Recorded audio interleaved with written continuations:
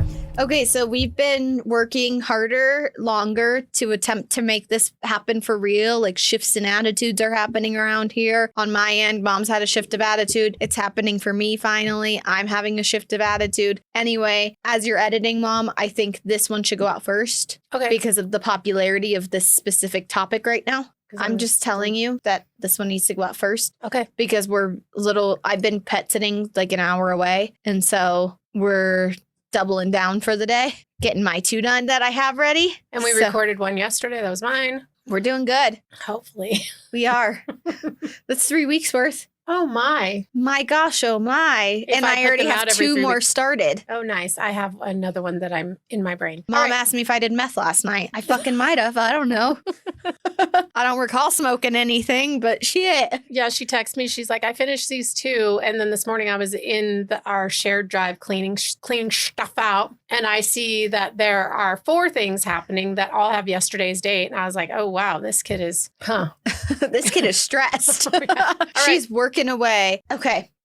Me. You're the disturbed one today.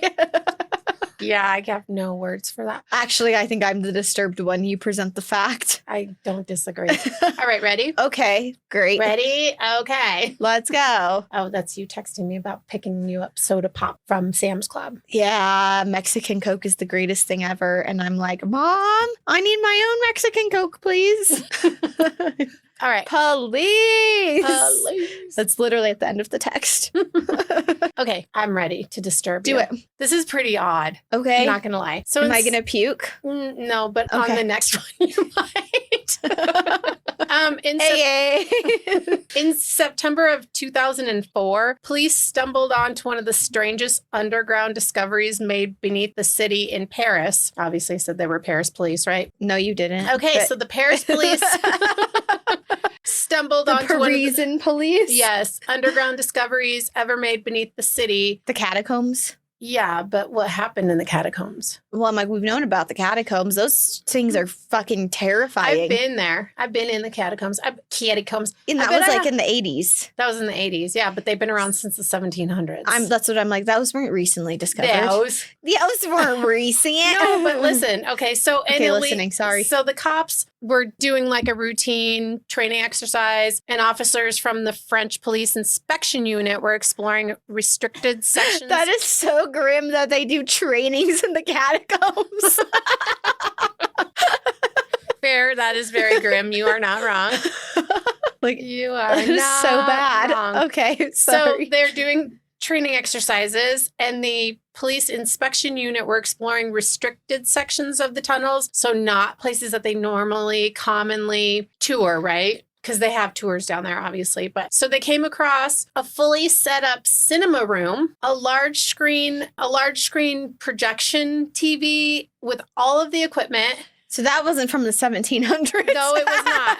Seating, like rows of seating for like 20 people-ish carved into the rock, a power supply that was illegally tapped into the city's electrical grid, and a full bar area, and what also was like kind of a small food prep area. So I want to go. Yeah, right. I want to go watch a scary movie with all the skulls around me in the catacombs. Yeah, and the films were ready to go, ready to play. Like everything was all queued up and ready to go. What was in the queue?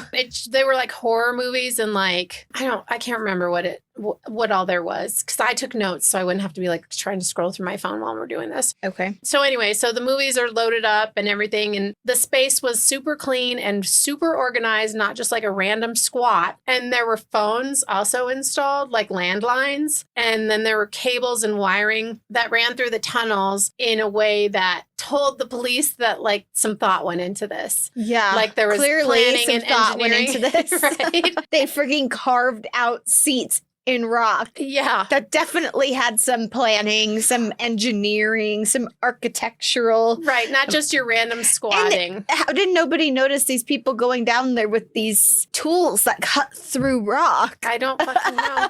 I don't know how. What? I don't know. So and obviously, just based on everything that was there, it had been like operating for a long time. And they found like a recording thing that had like the sounds of a barking dog. So that would kind of imply that someone was coming that way and the people were watching a movie or whatever, they would turn on the sound of this barking dog to deter people from continuing to go that way. Okay, right. Yeah. Stay out. Yeah. The police left and they're like, well, fuck, this is a training exercise. We need to make this like a formal investigation. So let's go, let's get our shit together and figure this out. Like they needed like, forensic teams and like the whole nine to like fingerprints and all of that, right? Yeah. So they go back just a couple of days later, like within the same week, and everything's gone. The cinema had been totally and completely dismantled. The equipment, the wiring, the furniture for the little makeshift kitchen bar area, totally everything is fucking gone. And there was a note that they left that said, do not try to find us. And it was in French, and I'm not going to attempt to say it. So I'm saying it in English because that was English. That was English. That was translated. Yeah. Do not try to find us. And the group that is believed to be responsible for this is called, I'm going to butcher this, just FYI. What? You're going to butcher words? In French. Great. Called La Mexicaine de Perforation. Okay? Yeah. That was butchered. A secret underground French exploration group known for staging artistic events. Oh my God, words. A secret underground French exploration group known for staging artistic events in hidden city spaces. Wow. And they are just part of a broader subculture known as cataphiles, which are people who are urban explorers who illegally navigate and sometimes modify the huge fucking network of tunnels of these catacombs beneath Paris. Because I think it's like 200 miles or something. Of catacombs? Mm-hmm. Like it's a lot. It's huge. Huge. I don't know. I've been to England several times, but the rest of I can look Europe, it up, but it was obviously like when I go there, then that'll be one of my stops because of who I am. But yeah, I haven't done it yet. It's one of who I am. It's one of my personalities. Yeah. And this group is obviously super organized and technically skilled, and they are known for restoring hidden underground spaces, hosting secret gatherings, and operating in these kind of situations undetected for a really long period of time. So they keep it super secret, obviously, even though they've got 20 or however many people down there watching movies and fucking making grilled cheese sandwiches and having whiskey sours. I want to go be a part of an event like that.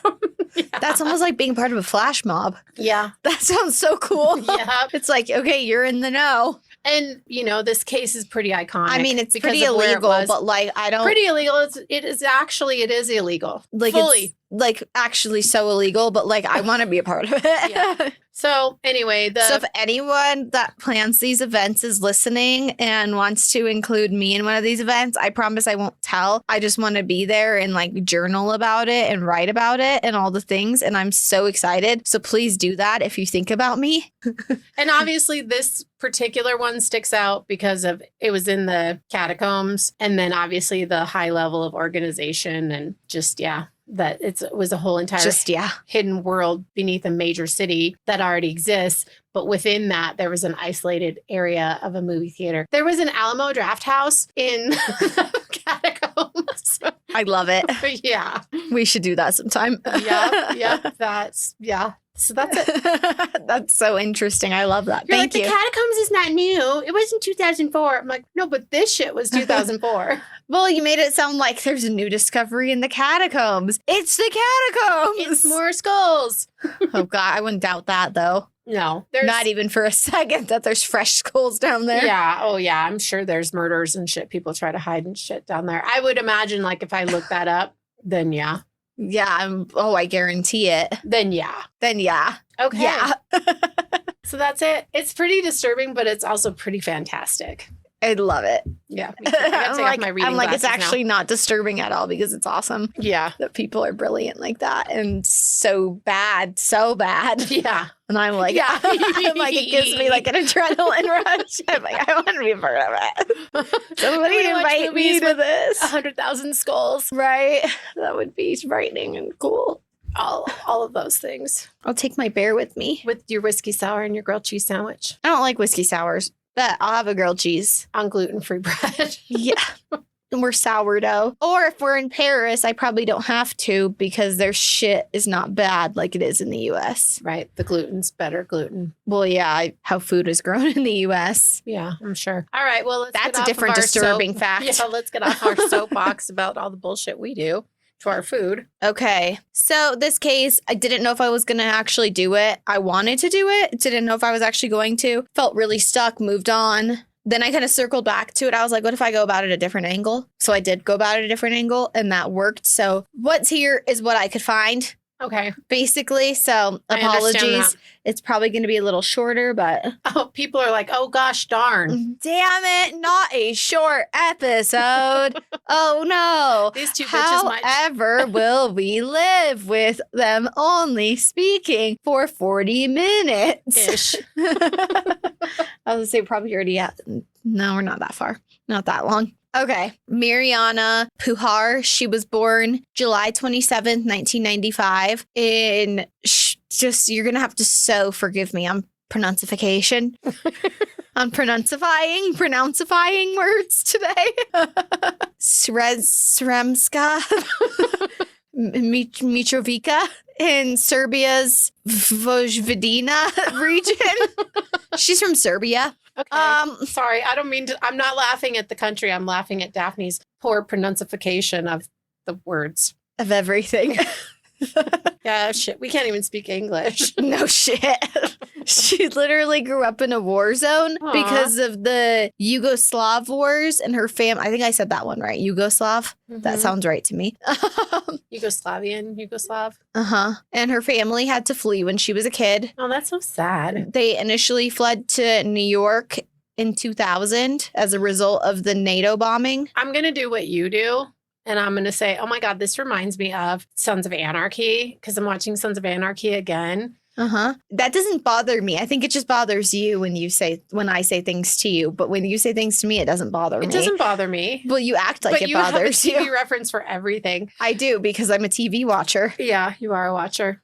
And I'm just watcher at nighter. Usually Family Feud, as we've discussed. But I started watching I Sons always of have Anarchy. something on. I started watching Sons of Anarchy again, and I'm on the season where they're in Ireland, and the American people are like, well, we have so much shit going on at home, blah, blah, blah. And this one lady says, you don't even know shit. Like, we live in a war zone, a continual war zone. Like, you don't have shit on what we have. Yeah. So anyway, it just made me think, wow, because I'm always like, I want to go to Ireland. It looks so pretty. But then I think, yeah, they are in a pretty much a perpetual state of war. In Ireland? The IRA. The IRA? Mm-hmm. I didn't know that about Ireland. Yeah. I mean, I know about other places right well, now. it's not like continual. It's just like a lot of car bombings, a lot of war shit happens. There's a lot of crimes. Not necessarily crimes, but it's like two governments against each other. Okay. I'll have to do some looking into it. I don't know anything about it. But anyway, so. Oh, and also how this isn't there yet because we're going to put this out up next. But here you were talking about getting a tattoo of an apple and the initials of all of your Desperate Housewives characters. My Wisteria Lane gals. Yes. I was like thinking, oh, a supernatural tattoo would be so fucking cool. Yeah, we should do that together. Yeah, but we we have to already figure it have a lot of matching tattoos. Like, Only one. No, two. yeah, only 2. Yeah. I'm like, wait, no, only 2. No, we have a lot of matching tattoos. We have 2. We only have and then, 2. but we have one of them's a 3-way matching tattoo because Maddie also is matched with us. Mm-hmm. And then I have a matching one with Lindsay. Mm-hmm. Yeah. Yeah. Which she wants me to go get touched up so bad. And I'm like, I'll never get that one touched up. It's on the inside of my foot and I should have not gotten it there in the first place. And so it's like half faded now. And I'm like, oh my gosh, it hurts so bad. That was the worst pain. I've had other tattoos tickle. But they've never hurt. Yeah, the one on my thigh tickled so bad. It was so weird. Dre was like, don't kick me. I was like, I'm trying not to. Okay. All right. Okay. Yes. Back to the case. Thank you. Thanks for reeling yourself back in today. I'm chewing that fucking energy gum. What do you want from me? Oh, yeah. I wish we were sponsored by NeuroGum. That shit's so good. I have a piece in my mouth, too. I just have it under my tongue, so I also say things funny. It's not just me. So her family fled to New York in 2000 as a result of the NATO bombing of Yugoslavia during the Kosovo War. And after they got to the US in New York, they like really quickly then moved to Charlotte, North Carolina. And that's where she was born and raised. So, life's already started off intense, being in a war zone. She was born in Charlotte, North Carolina? No, she was raised there. Okay, you literally said that's where she was born and raised. Oh, sorry, I meant that's where she was raised. She was raised That's somewhere where she you was couldn't raised. pronounce. She didn't. She was born in Serbia, yes. Yes. And then fled here. They were, running from the war. Okay. So, yeah, she's just already experienced more than most people have as a child. So, yeah, just life's already started off intense. Yeah. Fleeing from a war and moving to a new country. Mm-hmm. How old was she? She was 5 when she got to the U.S. Okay. So, formative years are running from a war. Mm-hmm. Like many war victims, she was quiet, trying to find her footing in the U.S., along with, the rest of her family. But people said she was really resilient, like extremely resilient. People said she was quiet, sweet, reserved, not loud, which is crazy that she's not loud because in her teens, she started modeling and then she went on to America's Next Top Model. Nice. And that's how we know her from, is America's Next Top Model. Nice. And do you have to be allowed to be on America's Next Top Model? Have to be allowed? Do you have to be loud? She was. That's why it's confusing. Oh, she was totally in all of the drama. Oh, okay. She's cute as could be, though. Like, I remembered her. How I found out about this case was watching all of the America's Next Top Model documentaries that have been going on and around as of late. Mm-hmm. And she, they talked about the fact that she was murdered in one of the docs. Mm-hmm. And like just all this shit, all the backlash that's come off of America's Next Top Model. And I mean, she's the only one that's come off the show that's gotten murdered, which is good, I guess. Not, I guess. It's good. And she wasn't murdered for being on the show. Like, we'll get into that, why she was murdered, but what happened. But yeah, it's just not by somebody who's not a fan of the show. Yeah. Okay. Because you're like, she wasn't murdered for being on the show. No, that's what I mean, though. Like, people get murdered for things that other people don't like. Yeah. No shit. So that's not what happened here. Okay. But yeah, she had a big personality here on America's Next Top Model. So that's why it's confusing why they were like people talking about her being not loud. And then it's like, well, actually she was, but maybe it was just because of turning it on for reality TV. Mm-hmm. She didn't win the season. She made it pretty far, though. She gave it like a lot of her. She got a lot of exposure, but also if you watch the America's Next Top Model documentary, which I know you didn't, they talked about... Shocking that I didn't. Yeah, but you used to watch it with me sometimes, so... But I never watch a whole not a whole season. But anyway, that's... Yeah, but it's not about the contestants, really. Some of the contestants went on and talked about it, but they mostly talked about how they... Sorry, I just adjusted my microphone to go up. They mostly talked about how the backlash of the show, that people came out being jokes, that nobody took them seriously. They weren't real models. They were reality TV stars. Mm-hmm. Tyra didn't help a single one of them. They were promised all these modeling contracts if they won. Not a single one of them got fulfilled in their contract when they won. Oh, gotcha. And so, like, it's backlash from the show, the sexual assaults that happened on the show, the literal rape that they caught on camera that they aired, and then went back and said, oh, we didn't know. And like, wow. So that's what I'm saying. I think you would like the documentaries. Maybe. Yeah. Sounds like, pretty interesting. Like, not just like, oh my God, then I went on to go do this. No, it's not like that at all. Okay. At all. Okay. Talking about how these girls like were not compensated at all, but they got like $100 a week to eat. Well, they're supermodels. They probably don't even need $20 a week. And that like How much Tyra is a glass of water? That Tyra would like call them fat, and like all this.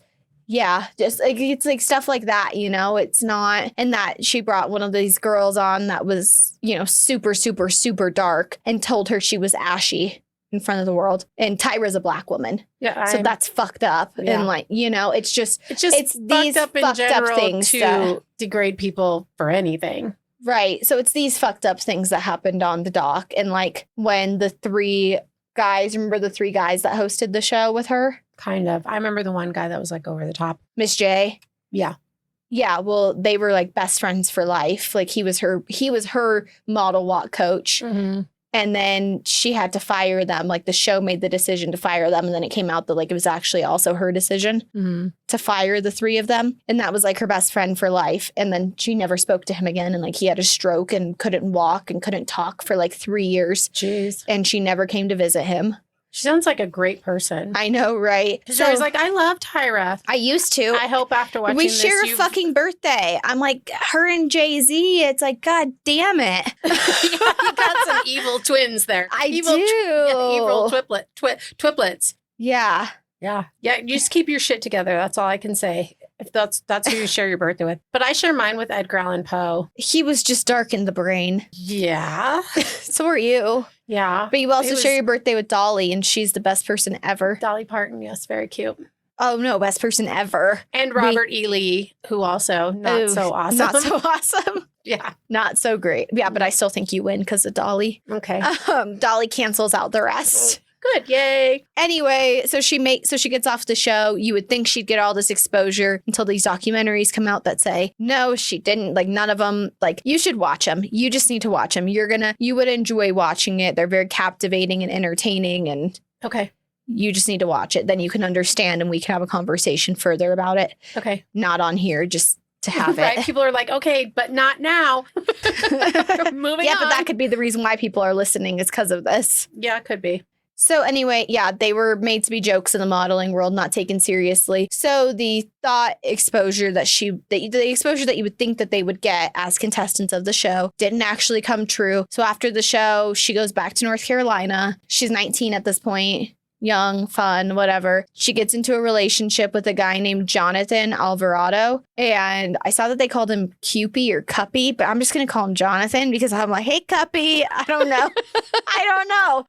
He was allegedly a drug dealer, specifically heroin. Awesome. But there's no evidence that she herself was involved in any of it. She was just around it. Mm-hmm. On February 22nd, 2015. Sorry. I'm just like, you kind of are who you surround yourself with, but.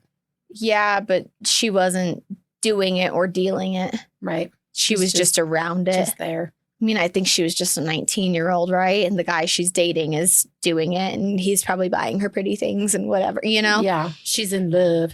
Yeah. And there's, she's staying. Mm-hmm. And yeah. Anyway, that's again, neither here nor there. We know she wasn't involved. Okay. Anyway, on February 22nd, 2015, a man named Russell Harrell, he was shot and killed in the parking lot of the Microtel Inn in Matthews. Edward Sanchez and Emmanuel Rangel arrived at Russell's hotel to buy... Russell, not Russell? I think it's Russell. It's Rossol. Oh, yeah, probably. I'm like, sounds like Russell. Yeah. Spells like Russell. Spells like Russell. Yeah. To buy Xanax from him. Edward and Emmanuel met at Edward's dad's house beforehand, drove over to the hotel together, met Russell in the parking lot. Edward climbed into the back seat of Russell's car. Russell was seated in the driver's seat and another man, Zachy Allen, he was in the passenger seat. And after a few minutes of conversation, Edward began to shout and then all of a sudden gunshots are going off from the back seat. Oh, shit.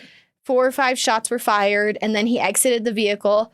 He then dragged Russell out of the car and he began bludgeoning him. As this was happening, one of Edward's accomplices walked to Russell's car and he punched Zachy several times through the passenger side window. There was another gunshot. Edward entered the accomplice's car, fired another shot into Russell's vehicle, and then he and the accomplices fled. I think there was the third guy that was there, and that's why they're saying accomplices, not just Emmanuel, but we know Emmanuel's there. Mm-hmm.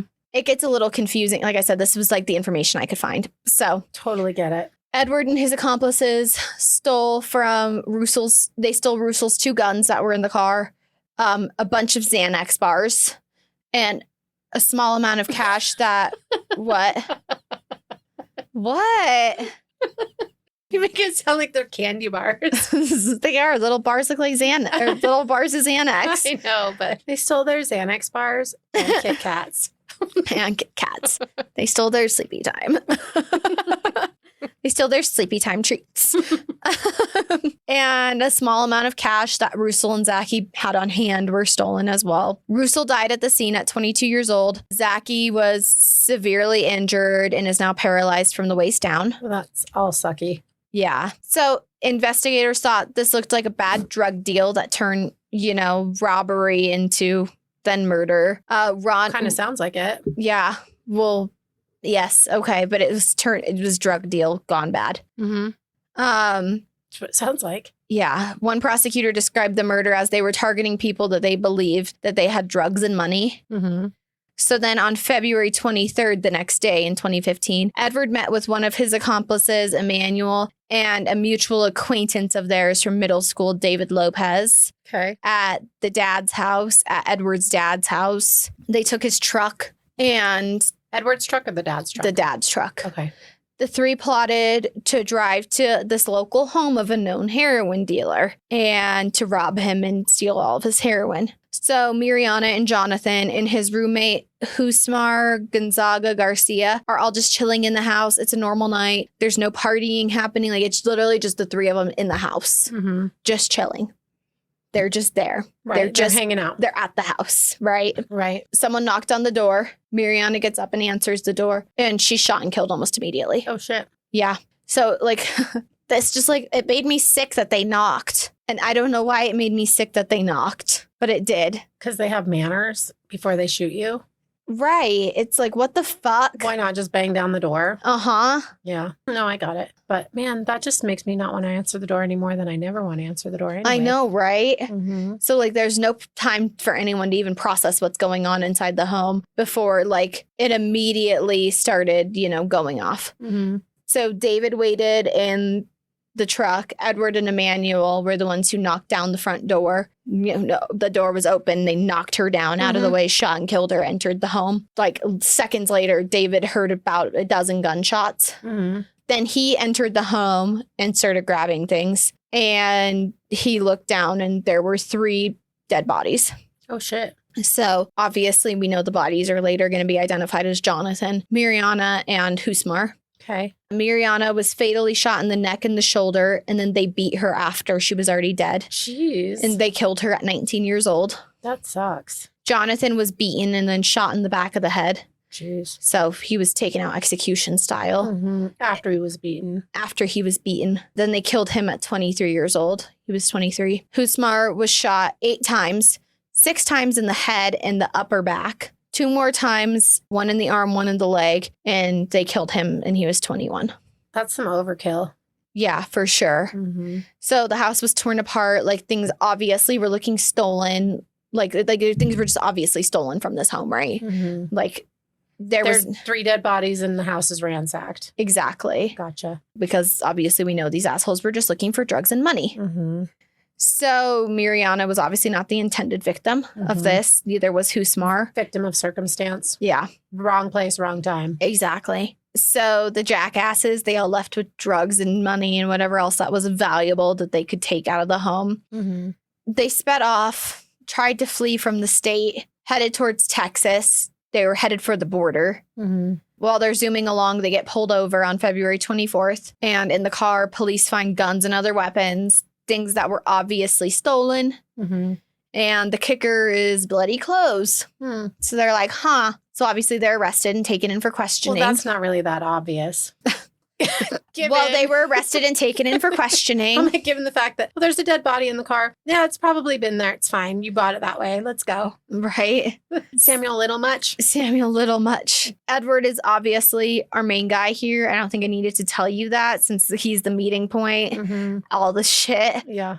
He's the But common denominator. yeah, we find out that he's the mastermind ultimately because he had the blood on his jeans and on his boots Mm-hmm. And you use the term mastermind loosely, I'm assuming. because he's not smart. Yeah. He's just the one who plotted all of this. Yeah. And in his mugshot, it's like disgusting. He's smiling in his Asshole. mugshot. Asshole. Yeah. So his former girlfriend and accomplice, Emily Isaacs, testified about the Matthews shootings, the hotel, Mm-hmm. the microtel in Matthews. I don't really know what a microtel is, I but was it's going to fine. ask you, but I'm assuming it's just a really small hotel. Yeah. I was like, or in between a hotel and a motel situation. I don't really know. I don't know. Yeah. Odd. Anywho's, so she testified about that and how after the second robbery and killings, she and Edward bolted on a 1,000-mile getaway sprint towards the Mexican border. I read that she faced a murder charge in connection with Russel's death, which Mhm. is good. That is good. But again, this case has like no coverage, so I wasn't actually sure if it was her in the car or Emmanuel in the car. Okay. Some reports said it was him. Some reports said it was her. I roll over here. I'm the like, report totally said get that it. David turned himself in. Totally. I'm like, So- I roll because it's like, what? Wait, what? Right. Well, like I said, in the report, the one single report I read that had David involved in it said that he'd actually turned himself in. Okay. His own dad, Edward's own dad, testified against him, which is great. Yeah, it is. Quote, the Mecklenburg County District Attorney's homicide team tried Sanchez, 21, for 1, 4 counts of first-degree murder and 2, attempted first-degree murder. Today, the jury found him guilty as charged. Judge Levinson sentenced him to 4 consecutive sentences of life in prison without the possibility of parole, as well as an additional 157 to 201 months in prison. Wow. Yeah. Good. Quote, the jury found Rangel guilty of 3 counts of first-degree murder for the deaths of Mr. Alvarado, Mr. Gonzaga Garcia, and Miss Puhar in the Charlotte case. The jury found him not guilty of the charges associated with the Matthews case. But he was there. We think. Yeah. Okay. Pretty sure. But obviously, I don't know. I They can't. couldn't prove it beyond a reasonable doubt if they found him not guilty. Right. And then David Lopez, he's charged with 3 counts of first-degree murder, and he was 19. And you said he was charged, but found guilty of? I don't know. Yeah. I'm guessing he was. Okay. I'm assuming. I don't know. Like, this case is so hard. That's like literally all I have on this case. Oh, It was so hard to find anything. that sucks. And that's what I was saying. Like, when I looked up her name and then like murder victim and whatever, like, I was just getting all the same things. Like, 2 men found guilty, 2 men found guilty, 2 men found guilty in the killing of America's Next Top Model contestant. Like, and that was like what came up, like murder, robbery gone wrong, drug deal gone bad, like all this stuff. Like, I couldn't actually find any sustenance when Googling it with her name. So then I looked up their names Yeah. and I went backwards about it that way. Well, that's what happens. And so that way, like, I found more, but still not a lot. Like, it's just not a very, well covered case. not a highly publicized case, I guess. Yeah. So that's what I have. It's really sad. It is really sad. So yeah, I don't know who was in the car with whom when. We just know that Edward was involved everywhere. It sounded like Emmanuel was there, but in the car at the hotel. So I think he would be charged with an accomplice then in the car, being in the car. If they could prove he was there. Yeah, I think he was, though. I mean, I guess I shouldn't speculate on that, but I think based on some of the information I read that sounded like he was there. Okay. And then that David Lopez guy was there for both of them as well. But he was actually involved in like going in the house and taking things from Mirjana's. So. Okay. And then the aftermath of all of this? They're all in prison. Okay. Good. And Yeah. her family said? I don't know. Oh, Did you find a grave? No, I didn't. Let me look. Hang on. Okay. Yeah, okay. I found her find a grave. It's no really different than anything I said. So I don't really know if I need to read it or not. Okay. Well, I just didn't know if like her family said, we miss you, we love you. there's There's nothing. No. Well, that's a bummer. There's 246 flowers sent on her find a grave. Aww. The last one was left March 31st of this year. Oh, that's nice. Yeah. All right. I wonder if because of the publicity of the America's Next Top Model stuff that just came out, if people are visiting her find a grave and doing the sending flowers. I think they're virtual flowers when you do it on find a grave. Yeah, they are. So, yeah, like somebody commented on her find a grave and said, miss you very much. I don't know who it was. Yeah, there's a video that one of the guys, she was on, I think, the first season of the Men Takeover, where they brought men onto the show also to be models. Okay. And one of the guys that was on that season, Will, love him. He created a video, I'll have it linked in the notes. It's already there, but in our show notes, it'll be there if you want to go watch it. That was like a bunch of the people on the season. Like, it's like a 5-minute video, just a memorial for her, talking about how much they loved her and miss her. Aw, that's really nice. Yeah. Okay, well, thank So, you. That's all. Thank you I for mean, that. and I couldn't really find much, again, about any of the other people. It's just not highly publicized, right? But because she was on America's Next Top Model, we know just a little bit more about her than we do anyone else. Gotcha. And I tried to go rewatch the season to like learn as much as I could about her again, but it's not available anywhere right now. So that season, cycle 14, I think. That sucks. Or cycle 21. Cycle 21 came out in 2014. Sorry. Okay. That's what okay. it is. Yeah. But that's all. Thank you for being here. Thanks for sticking with me with this one. Sure. All right. You can follow us on Instagram at That's Disturbing Podcast. And you can, if you click on our link tree on our bio on That's Disturbing. Thank you, Casey, which I said in the episode that I guess will come out after this one, where I was like, I'm trying to fix it. She already got it. She followed us on there. I added now our we have 5 Facebook. followers. Right. I added our Facebook. Thanks, guys. I added our Gmail is on there. All of our other social links, everything's on there. You can access our YouTube from there. You can access our Apple, our Spotify, Amazon Music, basically wherever you get podcasts, you can get them there. Cool. Thank Yeah. you. Thank you. Thank you. Yes. Exciting. So exciting. Yes. All right. Well, thank you. Bye-bye.